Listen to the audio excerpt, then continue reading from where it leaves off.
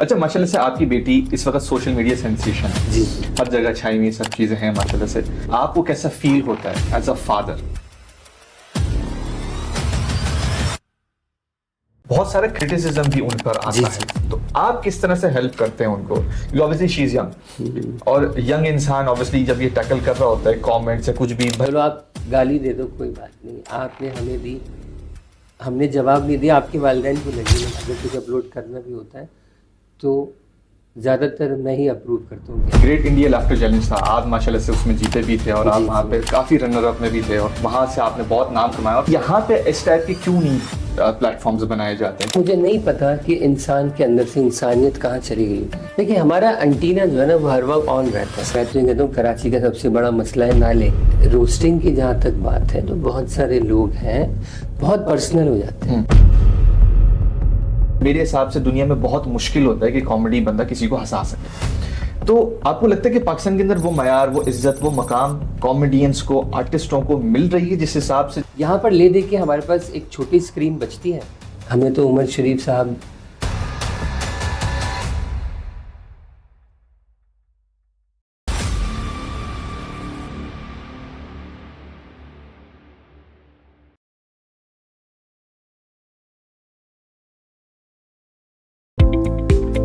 नाजरीन, स्टैट्स के हिसाब से 2023 के अंदर ये निकला गया कि कॉमेडी जॉनरा जो है वो 33% बढ़ गया है। यानी कि जो टिकटॉक पे और यूट्यूब पे कंजम्पशन हो रही है वो कॉमेडी और ह्यूमर की ज्यादा हो रही है। इसकी क्या वजह है?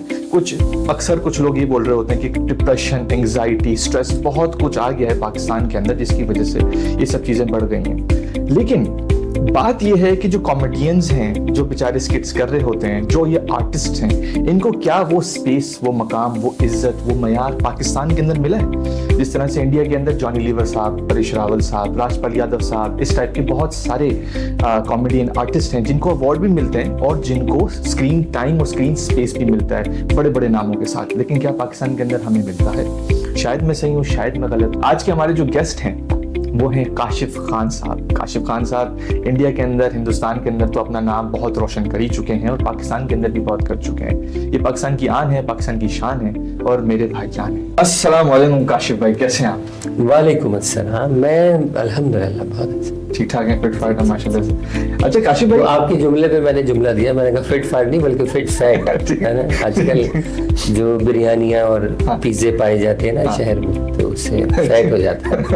अच्छा काशिफ भाई, पाकिस्तान के अंदर मैं ये देख रहा हूँ, एक खुद का तजिया ये हो सकता है गलत, तो आप मुझे बताएंगे। जो कॉमेडी है, ऑब्वियसली कॉमेडी के अंदर मेरे हिसाब से दुनिया में बहुत मुश्किल होता है कि कॉमेडी बंदा किसी को हंसा सके। तो आपको लगता है कि पाकिस्तान के अंदर वो मयार, वो इज्जत, वो मकाम कॉमेडियंस को, आर्टिस्टों को मिल रही है जिस हिसाब से? जैसे पड़ोसी मुल्क है, वहां पे राजपाल यादव साहब हो गए, परेश रावल साहब हो गए, इस टाइप के बहुत सारे लोग हैं जो कि बॉलीवुड के टॉप टीयर्स के साथ काम कर रहे होते हैं, लेकिन पाकिस्तान में उस हिसाब से उनको स्पेस, उनको स्क्रीन टाइम नहीं मिलती। ऐसा है क्या? देखिए बात यह है कि जो कॉमेडी की बात की आपने, खुद बोला कि बॉलीवुड के बड़े शेरों के साथ वो धाड़ रहे होते हैं, तो उसका सबसे बड़ा रीजन जो है वो बॉलीवुड ही है। अच्छा, कि चूंकि एक तो छोटी स्क्रीन, उसके अलावा बड़ी स्क्रीन और फिर लाइव शोज, तो उनके पास 3 जगह ऐसी हैं कि जहां वो न सिर्फ अपने टैलेंट को मनवाते हैं बल्कि वहां पर फाइनेंशियली भी शायद इतने प्रॉब्लम्स नहीं होते हैं। यहाँ पर ले दे के हमारे पास एक छोटी स्क्रीन बचती है, उस पर भी लोग एंटरटेनमेंट के नाम पर पता नहीं क्या चल रहा होता है।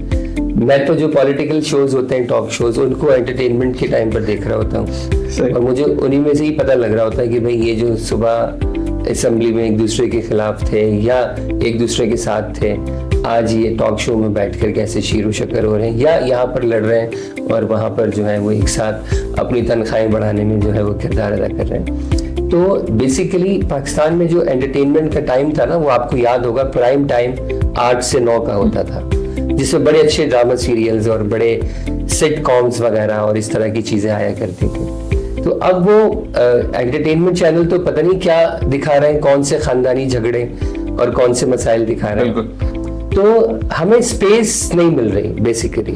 लाइव शोज भी जो पहले हुआ करते थे, लोग शादी ब्याह में या जो बड़ी कंपनीज थी वो कॉर्पोरेट इवेंट्स उनके होते थे, उनकी फैमिली गाला होते थे और इस तरह के, तो वहां पर रोजगार मिल जाता था एंटरटेनर्स को।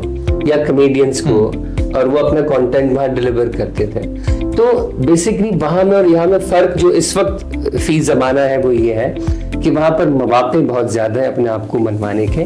और कोई आदमी जो मेन स्ट्रीम में आ जाता है वो ऐसी कई जगहों पर जाकर अपना रोजगार चला सकता है। हमारे यहाँ ये है कि जो काम कर रहा था उसकी भी राहें मसदूद कर दी जाती हैं, और उस पर जो है कभी कोई चरबा करने का, कभी कोई नकल करने का, कभी कोई सुना हुआ कह के उसकी जज्बात को ठेस पहुंचाता है। तो हमारे यहाँ एंटरटेनर्स को भी जो है बड़ी मुश्किल होती है जिंदगी। ठीक ठीक। अच्छा, जिस तरह से वहाँ पे ग्रेट इंडिया लाफ्टर चैलेंज था, आप माशाल्लाह से उसमें जीते भी थे और आप वहाँ पे काफी रनर अप में भी थे, और वहाँ से आपने बहुत नाम कमाया और पाकिस्तान का भी नाम आपने रोशन किया, इसमें कोई शक नहीं है। सवाल ये कि यहाँ पे इस टाइप के क्यों नहीं प्लेटफॉर्म्स बनाए जाते हैं? क्योंकि ऑब्वियसली चैनल्स के पास तो ऑब्वियसली फंडिंग सब चीजें होती हैं, वो शोज भी निकाल सकते हैं। जिस तरह से वहाँ पे टीआरपी आती है, यहाँ पे भी वो टीआरपी आ जाएगी। और इस वक्त स्टैट्स के हिसाब से 2023 के अंदर ये देखा गया है कि ह्यूमर और कॉमेडी का जो जॉनरा है वो सबसे ज्यादा पाकिस्तान में देखा जाने वाला है। देखिए, पाकिस्तान में भी बन सकता है। यही लोग थे ना जो वहां जाकर इतने बड़े प्लेटफॉर्म पर अपने टैलेंट को मनवाया इन्होंने। और प्रॉब्लम ये हुई कि हम जब यहाँ पर आए तो हम फिर वहीं उसी पाकिस्तान में थे जो हम छोड़ के गए। अच्छा। मकसद हमें दोबारा से ऐसा लग रहा था कि दोबारा से यहाँ स्ट्रगल करनी है। वो जो भी काम किया, नाम किया, वो हमारे लिए ताना बन गया। अबे ये तो इंडिया में जाके गए, अबे ये तो वहां करके आए, वो तो दुश्मन मुल्क है, वो तो ये है, वो तो वो है। फिल्म में नकल, हमें ऐसे कई चैनल्स ने बुलाया और इंडियन शोज दिखाए कि भाई ये लो ऐसा बना दो। तो हकीकत ये है कि हमारे कॉर्पोरेट को आना पड़ेगा। देखें, कोई नहीं आ रहा था, कोई नहीं आ रहा था। जो और चैनल्स हैं उन्होंने कुछ थोड़ा बहुत काम किया, जो वो उस तरह के शोज मजाकरात टाइप के और इस तरह के इंटरव्यू बेस्ड कुछ चल रहे हैं, और उसमें कुछ थोड़े बहुत कमेडियंस को मौका मिल रहा है, सब हो रहा है, वो कुछ चल रहा है। लेकिन मुझे ऐसा लगता है कि अभी भी अच्छा कंटेंट पेश करने वाले लोग हैं। देखिए, ताबिश हाशमी अभी मिसाल है वाहिद कि वो एक पढ़ा लिखा, अच्छा, गुड लुकिंग और अच्छा बोलने वाला लड़का आया और उसने आकर के अपनी स्पेस क्रिएट कर ली और मेन स्ट्रीम चैनल पे प्राइम टाइम में वो अपना शो लेके बैठ गया। बिल्कुल। तो ऐसे ही लोगों को सपोर्ट करना पड़ेगा। हमें ये देखना पड़ेगा कि फिलहाल यहाँ कौन लोग हैं जो कर सकते हैं, और दूसरा मयारी कॉमेडी। देखिए, एक तो हमारा प्रॉब्लम ये है कि हम बिल्कुल एक मासेस वाली कॉमेडी एक हमारे यहाँ होती है, एक बहुत इलीट वाली होती है, और वो जो दरमियान के लोग हैं जो दोनों जगह को कवर करते हैं, उन लोगों को माइनस कर दिया गया जिंदगी। अच्छा। तो इस वजह से बहुत ज्यादा काम करने वाले लोग भी जो हैं वो, ज़ाहिर है जब काम नहीं होगा तो क्रिएटिविटी भी इंतकाल कर जाती है। फिर ज़ाहिर है हम अपनी बातें कहीं इधर उधर लिख रहे होते हैं, और जब लिख रहे होते हैं तो आपको पता है वो लग रहा होता है कि हाँ भाई कुछ लिखा ही है। अच्छा, जिस तरह से अभी 2024 के अंदर सेंसरशिप बहुत आ गई है जी। पहले आप बहुत कॉमेडी कर सकते थे, बहुत लोगों पे भी आप हंसी मजाक कर सकते थे, लेकिन अब बुरा भी मान जाते हैं और आपको बैन भी कर देते हैं, आपको ब्लैक लिस्ट भी कर देते हैं। तो इससे ऑब्वियसली क्रिएटिविटी में ठेस तो पहुंची होगी। देखिए, हम तो खुद इस बात के शुरू से खिलाफ थे कि मजाक करना और मजाक उड़ाने की जो बारीक लाइन है उसको नहीं पार करना चाहिए। अच्छा। और करते भी हम नहीं आए, हमने किसी कम्युनिटी के ऊपर कभी नहीं किया, कभी कोई किसी सेल्फ के ऊपर कभी बेस नहीं की चीजें। लेकिन ये है कि ये आज के ज़माने के हिसाब से बहुत ज़्यादा सोच समझ कर बातें करनी पड़ती हैं, क्योंकि पहले तो पॉलिटिक्स पे भी कुछ कह दिया जाता था। पहले हर जो पॉलिटिक्स का भी ग्रे एरिया है, वाइट एरिया है, सब जगह चले जाते थे। यानी आप अगर 50-50 का दौर देखें, उन्होंने हर जगह पर जो है वो किया। लेकिन आज अगर उस तरह का प्रोग्राम हो या उसके बाद उस तरह का प्रोग्राम नहीं चल सका, क्योंकि ये सारे फिर हर्ट करते थे चीज़ों को। तो है मुश्किल काम, लेकिन जाहिर है कि जो लोग काम करने वाले हैं वो किसी न किसी तरह अपना मुद्दा बयान कर देते हैं। तो क्या दिमाग खोलना चाहिए लोगों को कि ये मजाक तक ही है? देखिए, इस बात को तो ये तो तयशुदा बात है कि मजाक तो मजाक ही है। अगर मैं कोई बीवी का लतीफा सुना रहा हूँ कि मियाँ और बीवी की, तो जरूरी नहीं है कि आपकी बीवी की बात हो रही है।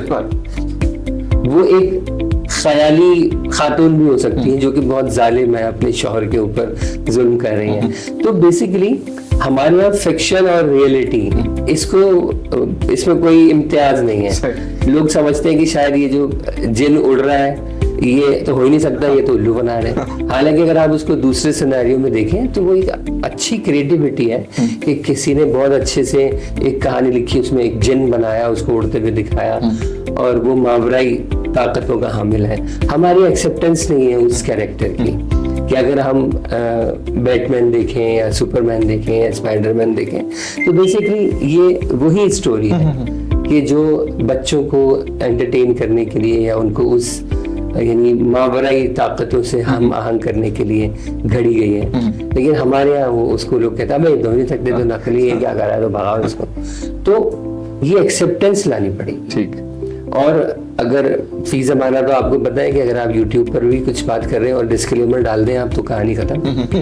फिर वो कोई आप 1978 के एक कानून का हवाला दे दें तो बस फिर आप किसी की मां बहन कर दें, नो इशू। सही बात। हालांकि गलत बात, लेकिन क्योंकि आपने उसके डिस्क्रिप्शन में लिख दिया है कि जी मैं तो वो उस कानून के तहत ये बातें कर रहा हूँ और मेरा मकसद ये नहीं है, तो आपकी वीडियो चली जाएगी। सही बात। ठीक। अच्छा, वीडियो चली जाएगी बात से मुझे याद आया कि आजकल रोस्टिंग और मीम्स का कल्चर बना हुआ है, बिल्कुल, जो ऑब्वियसली कभी कभार टारगेटेड भी बहुत ज्यादा होता है। तो इस पे क्या टेक है आपका कि इन लोगों को थोड़ा सा टारगेटिंग कम करना चाहिए या एक मयार तक रखना चाहिए? देखिए, रोस्टिंग की जहाँ तक बात है तो बहुत सारे लोग हैं बहुत पर्सनल हो जाते हैं। उनको भी ये बात समझनी चाहिए कि अगर आप किसी शख्सियत के बारे में बात कर रहे हैं, देखिए मजाक उड़ाया भी गया हर दौर में, बहुत मजाक किया भी गया है, लेकिन ये जो रोस्टिंग के नाम पर किसी की फैमिली को टारगेट करना, उसकी शख्सियत को या उसकी किसी कमजोरी को जो है वो टारगेट करना, और जिससे यकीनन अगर मैं आपके बारे में बात करूं तो आपको भी गुस्सा है, उकसाना किसी को, तो इस चीज का ध्यान रखना चाहिए। ठीक है, ठीक है। इस चीज का लेकिन ध्यान काफी सारे लोग नहीं रखते, तो किस तरह से रखें? मतलब अगर उनके साथ ड्रॉबैक होना चाहिए ऐसी चीजें? यकीनन देखिए होता भी है, बहुत सारे लड़ाई झगड़े हमारे यहाँ तो आपको बताएं कि फिर सुपारियों तक चली जाती है। तो ख्याल करना चाहिए, इसमें नुकसान उठाने वाला एलिमेंट आ जाता है। ठीक, ठीक। कि आप इस तरह की कोई भी चीज, अच्छा, और मैं ये समझाता हूँ सबको कि जो चीज आपने क्रिएट की और सोशल मीडिया को दे दी, अब आपकी ओनरशिप खत्म। अब आप चाहे उसको हटा भी दें, डिलीट भी कर दें, सब कर दें, वो कहीं ना कहीं से घूम फिर कर आपके सामने आई जाएगी। जितना डेटाबेस आज भी, अगर आप हम इंस्टाग्राम यूजर्स हैं या हम और दूसरे सोशल मीडिया प्लेटफॉर्म्स पर कोई भी वीडियो या फोटो उस प्लेटफॉर्म पे डाल देते हैं तो आपके पास आपकी ओनरशिप खत्म हो जाती है। उसके बाद फिर आप चाहे ना भी हो, फिर वो घूम फिर के पलट के आ जाती है। तो आप कोई ऐसा काम करे ही ना जो आपके लिए बायस शर्मिंदगी हो, चाहे वो क्रिएटर हो, चाहे वो रोस्टर हो, चाहे वो कोई गेमर हो या शेयर करने वाला हो, हाँ कोई भी हो। उसको फिर नुकसान दूसरी सूरतों में होता है। देखें, मैं अगर आपको जाती तौर पर नुकसान नहीं पहुंचा सकता कोई बात नहीं, लेकिन अल्लाह तो है, मकाफात अमल बहरहाल एक हकीकत है, और ये लौट फिर कर घूम फिर के आपके सामने आकर होता है। तो कुछ नहीं तो खौफे खुदा रखें, बचे रखें। अच्छा, एज अ कॉमेडियन आप ऑब्वियसली ऑब्जर्वर भी होते हैं, तो आप किस तरह से अपना डेटा लेते हैं और किस तरह से फिर वो डेटा बाहर निकालते हैं? देखिए, हमारा एंटीना जो है ना वो हर वक्त ऑन रहता है। सही, इस वक्त भी ऑन है। बिल्कुल ऑन है। वो जो है बहुत सारी बातें जो है वो सिचुएशनल होती हैं। कराची का बच्चा वैसे ही तेज होता है क्योंकि उसकी कोई एक्स्ट्रा ऑर्डिनरी जो है वो तरबियत हुई भी होती है, और हम लोग जो है वो जो यहाँ के मसाइल से निबरत आजमा है, लेकिन जमीन से अलग होने में बड़ा टाइम लगाते हैं। अच्छा, अगर आप दूसरे एरियाज में देख लें, वहां पर बच्चा बड़ा हुआ, ये डंकी लगाई, कुछ भी लगाया, भगा दिया, तो हर घर में से एक दो बच्चे बाहर चले गए, कोई मजदूर बन के चला गया, कोई कुछ बन गया, कहीं ना कहीं चले गए। कराची वाला बेचारा आखिरी में लगा रहता, कोई मौका मिलता है तो फिर कहता है अच्छा चलो जाऊं, तो पीछे उसको अपने बच्चे नजर आ रहे थे। सही बात। तो वो फिर वापस आ जाता है, बड़ी मुश्किल से छोड़ता है वो। तो हमारा मसला ये है कि ये ऑब्जर्वेशन ही है हमारी कि यहाँ पर रहने वाला जो है उसको अपनी ज़मीन से मोहब्बत, क्योंकि उसके बड़े अपनी ज़मीन छोड़कर जब आए तो उसने देखा कि मैंने क्या यहाँ पर ज़लालत उठा ली उस वाक़ई के बाद, तो वो चाहता है कि मैं ये जगह ना छोड़ूं, लेकिन यहाँ से उसको अजनबियत का एहसास मुस्तकिल दिलाया जाता है।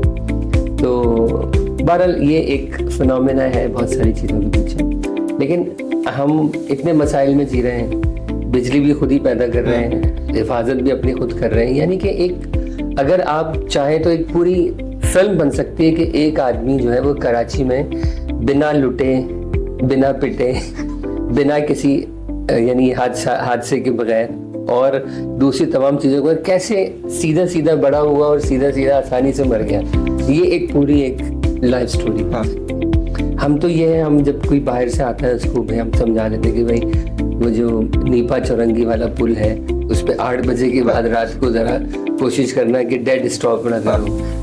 और जनाब अली वही उर्दू कॉलेज की तरफ आपको पता है, ये अगर वो कहते हैं ना आईफोन है तो आईफोन प्रो मैक्स है वो जगह, वहाँ पर तो और पक्का काम है। इसी तरह और शहर की बहुत दूसरी जगह हैं, उनसे बच्चों। अगर यानी कि हमारे कानून नाफिज करने वाले इदारे भी आपको पता है ना, 2-3 तरह के हिसाब से रोका जाता है आपको। तो पहले वाले से कैसे निपटना है, दूसरे वाले को क्या जवाब देने, तीसरे वाले के साथ कैसे पेश आना है, ये जी बिल्कुल। तो इन तमाम चीजों को ले करके जो है फिर आपकी जिंदगी यहाँ आसान। ठीक। और इस डेटा को आप लोग देख रहे होते हैं और फिर इस डेटा के हिसाब से आप लोग हैं। भाई मैं तो कहता हूँ कराची का सबसे बड़ा मसला है नाले। हाँ। नाले आपको पता है ना कितनी तरह के होते हैं? अरे एक तो वो नाले जो हर बरसात में भर जाते हैं, ठीक है ना, एक ये सबसे बड़ा मसला है। और इन नालों को रिपेयर करने के लिए हर साल एक फंड जारी होता है, वो भी अगर वो ना ले तो फिर ये नाले जो है वो पक्के मिले। ठीक। अच्छा, इसके हवाले से बताएं कि ऑब्वियसली आप परफॉर्मेंस जो देते हैं, जो आपको एनर्जी मिलती है, जहां तक मेरा अंदाजा है वो ऑडियंस के रिएक्शन से। 100%। तो कभी ऐसा हुआ है कि ऑडियंस ने रिएक्ट ही ना किया? देखिए, हर तरह की ऑडियंस से पाला पड़ा है। ज़ाहिर है मुझे तकरीबन 27 साल हो जाएंगे, सही, बल्कि हो चुके हैं शायद। तो हमारा वास्ता हर तरह की ऑडियंस से पड़ा है, वाइल्ड ऑडियंस से भी, माइल्ड ऑडियंस से भी, सुन ऑडियंस से भी। लेकिन बहुत कम हुआ है ऐसा, क्योंकि जो आदमी पैसा खर्च करके बुला रहा है ना वो भी सुनता है। और हमारा जो सबसे बुरी ऑडियंस कहाँ होती है, जहाँ बगैर पैसे की जाते हैं। अच्छा। उनको कदर नहीं होता, ज़ाहिर है उनको पता है, ठीक है। लेकिन जो अच्छी ऑडियंस, ऐसी ऑडियंस मिली कि वो एक एक चीज को समझ रही है, एक एक बात को समझ रही है। और फिर जब हमने शुक्रिया कहा तो खड़े हो गए सीटों से, फिर मोहब्बतें बरसा रही। तो ये सब इज्जत भी मिली जिंदगी में, प्यार भी मिला, मोहब्बत भी मिली, हर चीज। लेकिन अगर ऑडियंस का रिएक्शन नहीं आ रहा तो क्या आप लोग कुछ करते हैं? टाइमिंग आउट हो जाती है। अच्छा, अगर ऑडियंस रिएक्शन ना दे रहा तो जो आर्टिस्ट की एक टाइमिंग है वो रिएक्शन से चलती है। अगर टाइम पर रिएक्शन नहीं आ रहा तो टाइमिंग आउट हो जाती है। अच्छा। फिर ये होता है कि फिर थोड़ा सा आदमी सोचता है यार तो जल्दी से जल्दी से ऑफलोड करो कंटेंट और पैसे लो घर निकलो। अगर ऑडियंस मजे ले रही है तो फिर हम टाइम नहीं देखते। अच्छा। फिर तो ये होता है कि मजा आ रहा है, आपकी टाइमिंग मैच कर गई, फिर आपका दिल चाहता है वो वाला भी सुना दूं, वो भी सुना दूं, अभी कुछ बना के अभी कुछ सुना दूं, तो ये चलता है, फिर नॉन स्टॉप चलता रहता है उस हिसाब से। तो सुन ऑडियंस जो है ना उसके साथ फिर हर चीज सुन हो जाती है। और कुछ मिसहैप्स होते होंगे? होते हैं लेकिन कोई मुझे बहुत ज्यादा कड़े रिएक्शन का सामना नहीं हुआ। हाँ, वो क्योंकि हम जाते ही ऐसे प्रोग्राम में, आपको तो पता ही, आपको भी माशाल्लाह हमारे साथ रहा काफी टाइम, तो हम जाते ही या हमें बुलाते ही वो लोग जो हमें सुनना चाहते, जो हमें नहीं सुनना चाहते वो हमें नहीं बुलाते, वो फिर अपनी तरह की। सही। अच्छा, आपका इंटरनेशनल एक्सपोजर भी बहुत ज्यादा है, आप ट्रैवलिंग माशाल्लाह से हर वक्त ही कर रहे होते हैं माशाल्लाह से। तो मेरा सवाल ये है कि जहाँ जहाँ से आप ट्रैवलिंग कर रहे होते हैं वहाँ से आप डेटा भी ले रहे होते हैं, एनालाइज कर रहे होते हैं, तो क्या डेटा आप निकाल के वहाँ से लेके आए हैं पाकिस्तान के अंदर कि अगर पाकिस्तान सही कर सके अगर उस डेटा के साथ? मतलब मेरा मतलब ये कि क्या सीख है वहाँ?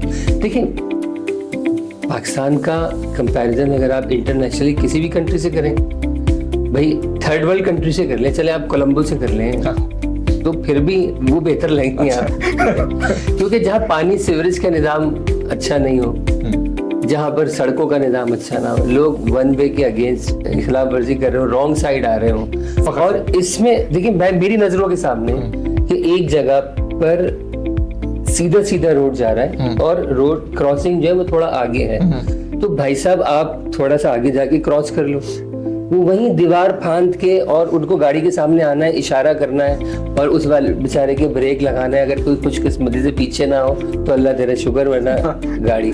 और यही हाल स्कूटर। मैं ही समझता हूँ, मुझे नहीं पता कि इंसान के अंदर से इंसानियत कहाँ चली गई हमारे शहर में, उसके अंदर सिविक सेंस कहाँ चला गया। हम इतने ज़्यादा पढ़े लिखे थे, हम इतने ज़्यादा मैनर्स वाले थे, हम तो रास्ते से पत्थर हटा दिया करते थे, हम तो अगर कोई गड्ढा होता था खुद भर दिया करते थे। यकीन करें, हमारे ये जो गड्ढा आप बाहर देख रहे हैं, इसको बराबर करने में 50% रोल मेरा खुद का है। हालांकि मेरे महल्ले वाले कह रहे हैं यार किसी मजदूर से कर रहे हो, मैंने कहा नहीं यार, मैंने तो ये पढ़ा है कि किसी के रास्ते से एक पत्थर हटाओगे तो 1000 नहीं किया है, मैं कम से कम 10,000 पत्थर हटाऊंगा यहाँ से, ताकि मेरी कुछ शुमार नहीं का हो अच्छा खासा।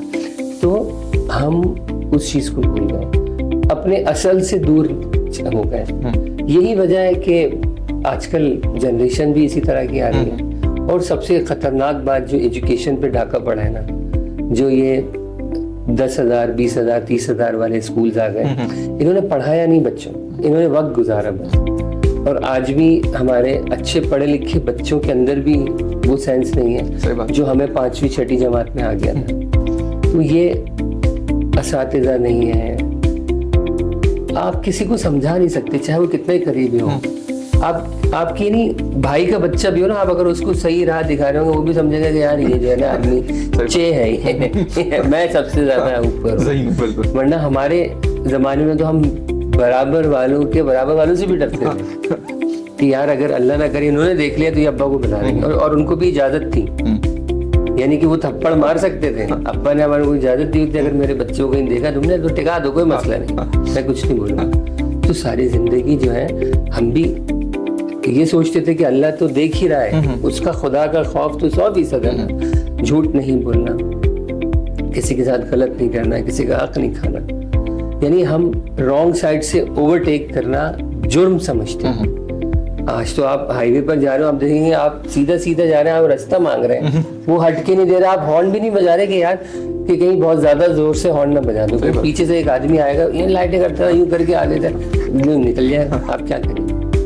अच्छा, फिर कहीं ऐसे लोग पड़े हुए भी होते हैं, कहीं गड्ढे में पड़े होते हैं, पता लगा खड़े ट्रक से टकरा जाए, गाड़ी कुछ हो गया, नुकसान भी उठाते हैं, लेकिन उससे सबक हासिल नहीं करते। तो हर काम हुकूमत ने नहीं करना, कुछ काम वालिदैन का है, कुछ काम असातिज़ा का है, कि वो अपना रोल प्ले करें कि यार इज्जत कैसे की जाती है। और रोड सेफ्टी का हमारे टाइम पर बाकायदा एक प्रोग्राम होता था स्कूल्स के अंदर। अच्छा, रोड सेफ्टी की टीम आती थी, वो बताती थी कि जी इस साइन का क्या मतलब है, इस साइन का क्या मतलब है, रोड कहाँ से पार करना चाहिए और दाएं देखना चाहिए, बाएं देखना। मेरे साथ अमेरिका में हुआ, मैं रोड पार कर रहा हूँ, मैं दाएं देख रहा हूँ, मुझे लगा पहले बाएं देखना है, इधर से एक गाड़ी आई और भाई डर गया।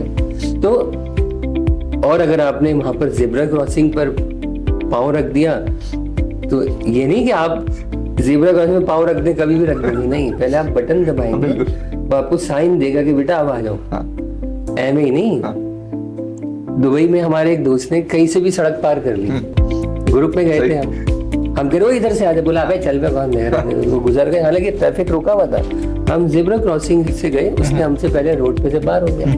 भाई जब हम वापस आने लगे, इमिग्रेशन काउंटर पे रोक लिया उसको, क्या है भाई, बोला 500 का फाइन है बेटा आप पे। उसको वीडियो दिखाई कि आपने कल 3:30 बजे रोड पे, हाँ, उसको फेस रिकॉग्नाइज किया उसका वहां पर कि भाई आप ही थे वो जिसने ये क्या 500 रुपए दोगे, यानी 500 दरहम, फिर जाओगे घर। फिर चंदा के पास चंदा करना पड़ा बेचारे को निकालने के लिए, चले जाके। तो फिर या तो फिर ऐसा कानून लाया जाए, इतनी सख्ती हो, और जब इतनी सख्ती हो रहे तो फिर डंडा खा के सही हुआ तो क्या हुआ। सही बात, लोगों को बताएं, सिखाएं, चैनल्स भी रोल प्ले करें। अभी आप चैनल दिखाएं, वायलेंस दिखा रहे हैं, या ये हो गया, न्यूज़ क्या है, ये मर गया, ये उखड़ गया, ये पड़ गया, ये हो गया। पॉजिटिव न्यूज़ आपको 100 घंटे भी देखेंगे ना, शायद 2 देंगे, हालांकि पॉजिटिव न्यूज़ भी होती होंगी दुनिया। बैलेंस आउट तो करना चाहिए कम से कम। हमारे ज़माने में दिलचस्प अजीब आता था, कुछ अनोखे कारनामे होते थे, कुछ होता था कि अब खेलों की खबर ही नहीं है, सिर्फ एक क्रिकेट पकड़ लिया है बस खत्म, या फिर जिसको वो हाईलाइट करना चाहिए। सही बात। हॉकी टीम पुश्तों के पुश्ते लगा रही है, उसको कोई नहीं पूछ रहा। सही बात। और जब इनसे भी मफाद ना हो तो इनको भी ऐसा गिराते हैं। आज बाबर आजम ने इस्तीफा दे दिया, कहानी खत्म, उससे बुरा आदमी नहीं है। तो ये हर आदमी अपना फायदा देखकर काम करता है। मैं ये कहता हूँ कि फायदा उठाने वाला ना बने आप, फायदा देने वाला बने। जब आप फायदा देने वाले बनेंगे तो फिर आपको फायदा मिलने से कोई नहीं रोकता। अच्छा, माशाल्लाह से आपकी बेटी इस वक्त सोशल मीडिया सेंसेशन है जी, हर जगह छाई सब चीजें हैं माशाल्लाह से। सवाल ये है कि आपको कैसा फील होता है एज अ फादर जब उनकी ऑडियंस ये पहचानती है कि जी रबीका साहिबा के वालिद साहब हैं, क्योंकि ऑब्वियसली आपकी खुद की एक पहचान है, वो तो है ही है, बट जो यूथ है, जो यंगस्टर्स हैं, जो उनको फॉलो कर रहे होते हैं, कुछ लोग शायद आपकी चीजें ना देखते हों और उनके जरिए से आपका नाम है, तो आपको कैसा फील होता है कि एज अ फादर? देखिए, इससे बड़ी वो कहते हैं ना फख्र की बात क्या होती है कि जब औलाद के नाम से पहचाना जाए। ठीक है, तीसरी बात, जैसे हमने कारनामे किए तो हम ये सोचते थे हमारे अब्बा जिंदा होते तो वो क्या फील करते, यार मेरा बेटा है। तो हमारी औलाद ने कारनामे किए तो हमारी फील उसी तरह की, भाई वाह माशाल्लाह। और हम कोशिश करते हैं कि हम उसको सपोर्ट करें, जिस हद तक जाकर कर सकते हैं करते हैं, और हर जगह उसके साथ खड़े रहते हैं ताकि लोगों को उंगली उठाने का मौका मिले। वरना हमारी ऑडियंस, आपको पता है, हमारी पब्लिक, वो तो अगर आप दाल रोटी भी खा रहे हो सोचेंगे यार ये दाल क्यों खा रहा है, इसको पानी होना चाहिए था इसके आगे, जब प्याज से रोटी खाओ तो जाने। तो मुझे बहुत फख्र होता है अल्हम्दुलिल्लाह, और मेरी कोशिश यही होती है कि उसके कंटेंट, जो भी कंटेंट बने उसमें कहीं ना कहीं मेरा रोल ज़रूर हो। और तीसरा, हमने बहुत कोशिश की है कि हम सेंसरशिप रखें। अच्छा, हम जो भी चीज़ें होती हैं उसको पहले देखते हैं, अच्छा, उसके बाद फिर अपलोड करते हैं। इवन अगर कुछ अपलोड करना भी होता है तो ज़्यादातर मैं ही अपलोड करता हूँ कि हाँ भाई ठीक है।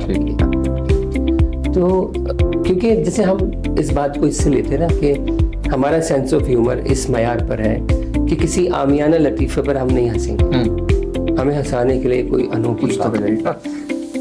तो इसी तरह जब आप कैमरा फ्रेंडली हो जाते हैं, आपको नहीं पता कौन सा एंगल चला गया। शुरू में तो ये होता है ना, बड़ा ये ना जाए वो ना जाए, फिर एक टाइम आता है कि आप बहुत रिलैक्स फील कर जाते हैं। खराबी वहीं से शुरू होती है। अच्छा, कि जो चीज़ नहीं जानी चाहिए सम टाइम वो चली जाती है, और चूंकि आप इतने यूज्ड हो चुके होते हैं कि आपको नहीं पता होता कि ये क्या है, तो वहाँ फिर सेंसर पॉलिसी की जरूरत है। वरना आप देखें ना, फिल्म बनती है, सेंसर बोर्ड पाकिस्तान में मौजूद है, वो बाकायदा सेंसर करता है, फिर जाके उसके बाद। तो हर दौर में अच्छा कंटेंट जब भी डिलीवर होता है जब सेंसरशिप सख्त हो उसमें। ठीक, अच्छा, इसी हवाले से ये है कि बहुत सारा क्रिटिसिज्म भी उन पर आता है, तो आप किस तरह से हेल्प करते हैं उनको? ऑब्वियसली शी इज यंग, और यंग इंसान ऑब्वियसली जब ये टैकल कर रहा होता है कमेंट से, कुछ भी भले थोड़ी सी तादाद हो, बट स्टिल आप ऑब्वियसली एज अ वालिद आप उसको देख रहे होते हैं और कमेंट्स भी देख रहे होते हैं, तो किस तरह से आप टैकल करते हैं, किस तरह से आप सपोर्ट करते हैं? देखिए, कमेंट्स पढ़ने की जिम्मेदारी मेरी और उसके 2 भाइयों की। अच्छा, हम सारे कमेंट्स पढ़ते हैं, हम उनको नहीं पढ़ने देते, ठीक है। और फिर हम क्या करते हैं कि उसकी स्क्रूटनी करते रहते हैं, क्योंकि मैं आपको सच्ची बात बताऊं, लोग गालियों से भी बढ़कर पता नहीं क्या क्या लिख रहे होते हैं, जो उसको खुद तमीज नहीं, उसको ही नहीं पता मैं जो लिख रहा हूँ ये पब्लिक भी देख रही है। चलो आप गाली दे दो, कोई बात नहीं, आपने हमें दी,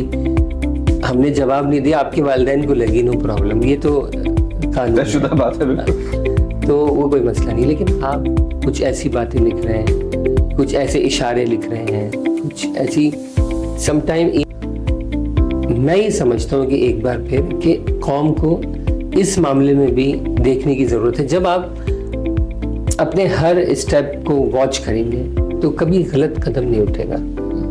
वॉच योर स्टेप, उसकी क्या, वही कहाँ लिखा होता है जहाँ पर ऊंचा नीचा रास्ता हो या कोई ऐसा मसला हो कि आपको चोट लग सकती है।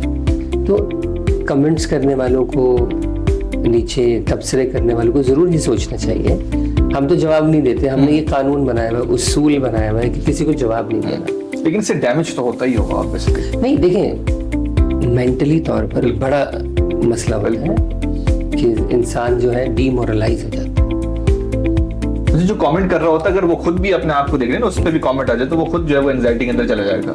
देखिए, जिसने भी कमेंट किया 6 महीने बाद वो दोबारा अपना कमेंट पढ़े तो उसको अंदाजा होगा भाई यार मैं क्या, क्योंकि वक्त के साथ साथ हर इंसान मैच्योर होता जा रहा है। तो जब वो अगर वाकई मैच्योर हो रहा है तो अपने पिछले गलत कारनामे पर जरूर शर्मिंदा होगा। और बहुत से लोग होते भी हैं, यही जानकर हम किसी को टारगेट नहीं करते, किसी को कुछ नहीं कहते कि हो सकता है पता नहीं वो जहनी मयार के किस दर्जे पर हो जो उसने ये लिख दिया हो या किस सिनेरियो में जी रहा हो, हम उसको छोड़ देते हैं, कोई बात नहीं, खुद अपनी इस्लाह करो। कभी कभी जवाब ना देना भी इस्लाह का बाइस बनता है। हो सकता है कि मैं उसको जवाब दे दूं और वो उससे और वाइल्ड हो जाए और आगे चले जाए और कुछ करे। तो हम कोशिश ये करते हैं कि साइलेंट रहें। हाँ, हर बुराई के जो इख्तिताम है या मुकाबला अच्छाई से करना पड़ता है। तो अगर आप नोटिस नहीं लेंगे तो लोग टकरे मार मार के खुद ही चले जाएंगे। सही बात है। ठीक है।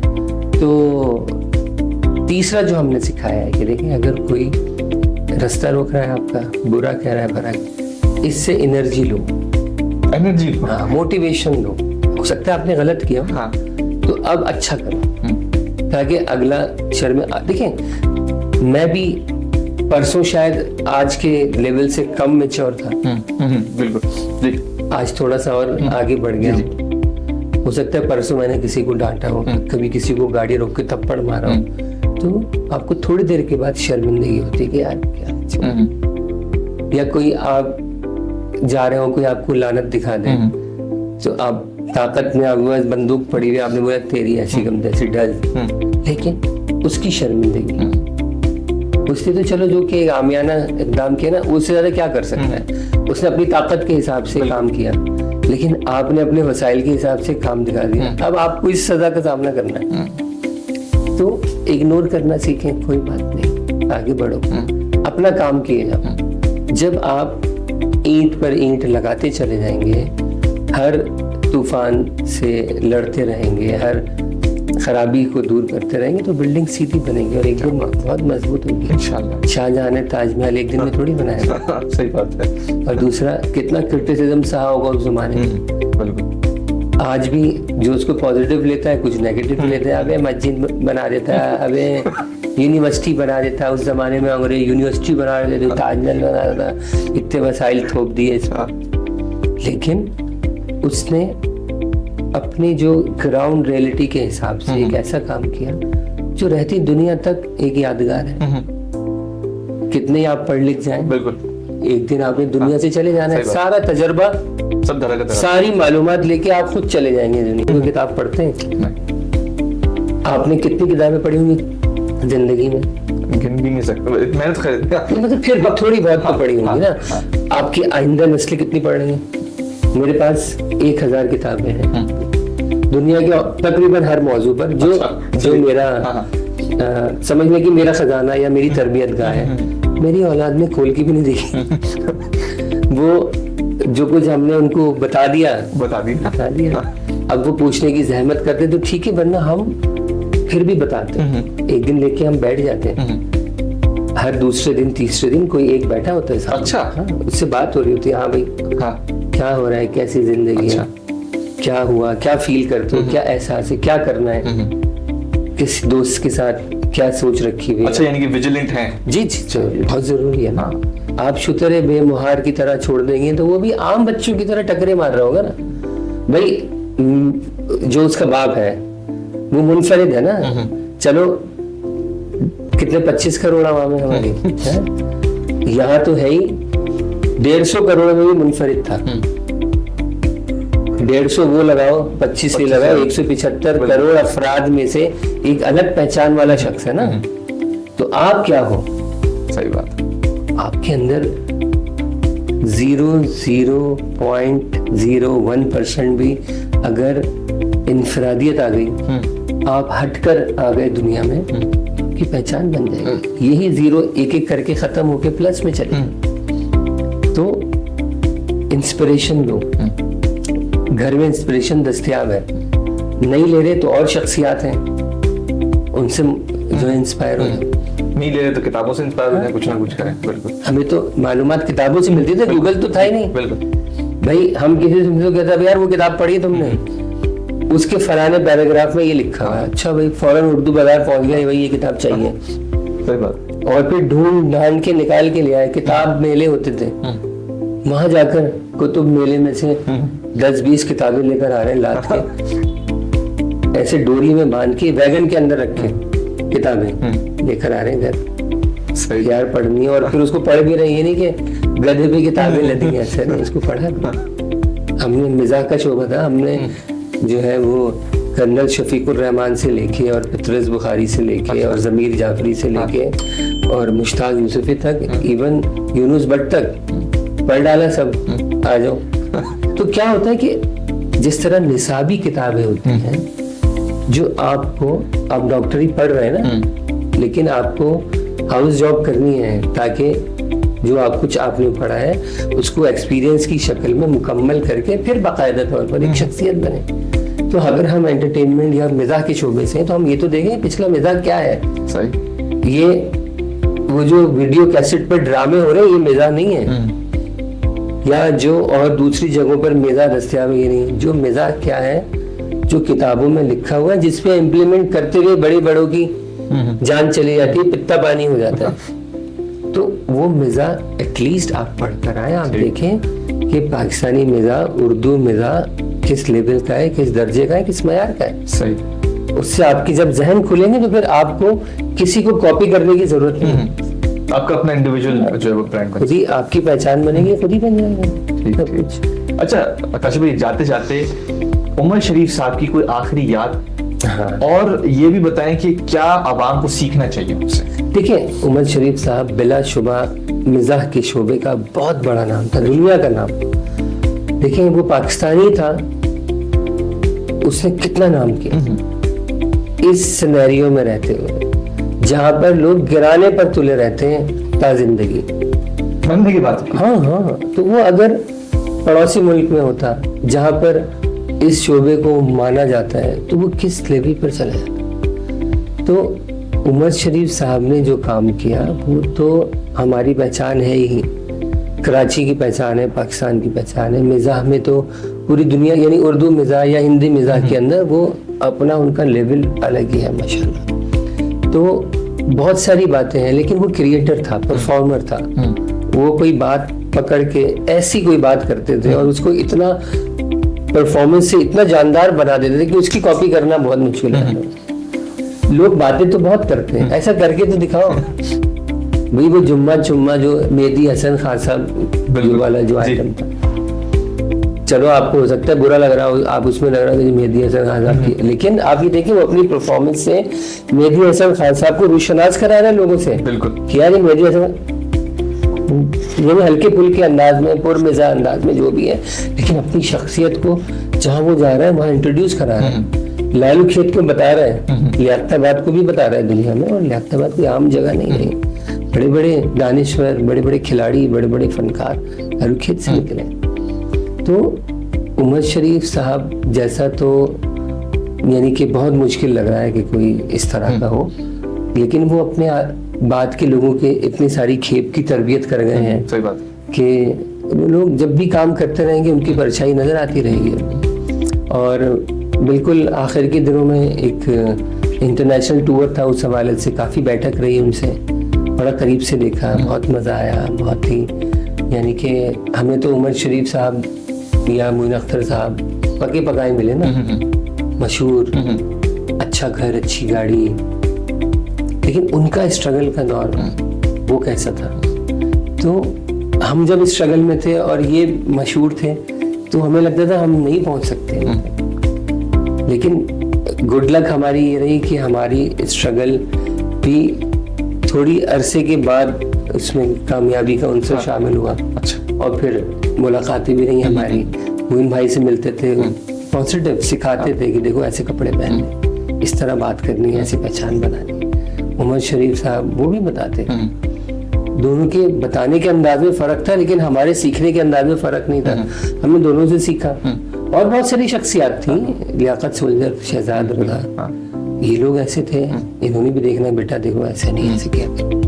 यानी कि जो लेजेंड से ये सिखाते थे, जिसकी वजह से आगे ये लोग भी सब बताते हैं। देखिए, चाहे आप हनीफ राजा ले लें, चाहे शकील सिद्दीकी ले लें, चाहे रूफ लारा ले लें, फैसल काजी ले लें, ये जब उनके सामने कोई नया आता है यकीनन बताते हैं, ऐसा नहीं है, लेकिन सीखने वाला भी होना चाहिए ना। सही। उसके अंदर सीखने वाला लिंक तो हो कि यार मुझे इस बात से सबक लेना है। हमारे यहाँ तो ये है कि अगर कोई आ गया तो वो चाहेगा कि मैं इसको बुरा बोलूं ताकि मैं हिट हो जाऊं, मैं वायरल हो जाऊं किसी तरह। तो वायरल होना कमाल नहीं है, वायरल तो बीमारी होती थी कुछ अरसे पहले और अभी भी एक बीमारी है, वायरल होना बीमारी भी। सही बात।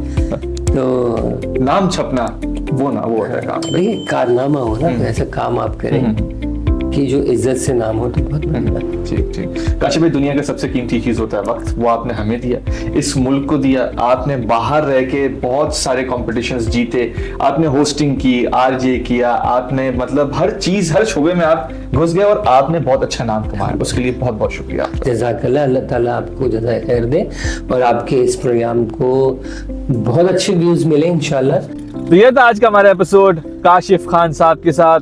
आज मैंने काफ़ी सारी चीज़ें सीखी, जैसे कि कॉमेडी के अंदर जो आर्टिस्ट होते हैं उनके लिए टाइमिंग बहुत ज़रूरी होता है। तो यानी कि रिएक्शन जो आता है और अगर नहीं आता है तो उससे टाइमिंग डगमगा जाती है। मैंने ये सीखा कि कैसे अपने बच्चों को काशिफ खान साहब ट्रीट करते हैं और कैसे वो मेंटली जो अनस्टेबिलिटी आ सकती है कमेंट्स के ज़रिए से या मीम्स के ज़रिए से या रोस्टिंग के ज़रिए से, उसको किस तरह से वो गार्ड रखते हैं, किस तरह से उन्होंने तरबियत की है अपने बच्चों की और किस तरह से उनकी तरबियत की गई है, किस तरह से उनके पास इतनी सारी किताबें, 1000 किताबें उन्होंने हवाला दिया तो उन्होंने बताया था 1000 किताबें उनके पास है, लेकिन ऑब्वियसली आगे जो हमारी नेक्स्ट जनरेशन है वो किताबें नहीं पढ़ती है।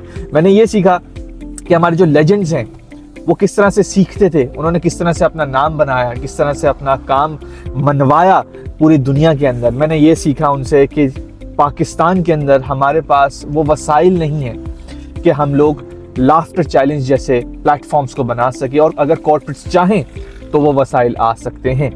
मैंने ये सीखा कि किस तरह से हमारे पाकिस्तान के अंदर, कराची के अंदर खुसूसी ये कह लें कि जो माहौल है वो बहुत बदतर से बदतर हुआ जा रहा है। नाले हैं और नाले हैं, ये सारी जो चीज़ें हैं, ये भी बहुत सारी चीज़ें सीखी। उम्मीद करता हूँ आप लोगों ने बहुत कुछ सीखा होगा। आपने मुझे कमेंट सेक्शन के अंदर बताना है। इसी के साथ मिलते हैं अगले यूट्यूब और टिकटॉक की वीडियो में, फेसबुक और इंस्टाग्राम की पोस्ट में, ट्विटर यानी कि एक्स की ट्वीट्स, पिंटरेस्ट की पिन्स, लिंक्डइन की एक्टिविटीज़ और व्हाट्सएप की अपडेट्स में। इसी के साथ हसन अंसारी साइनिंग ऑफ।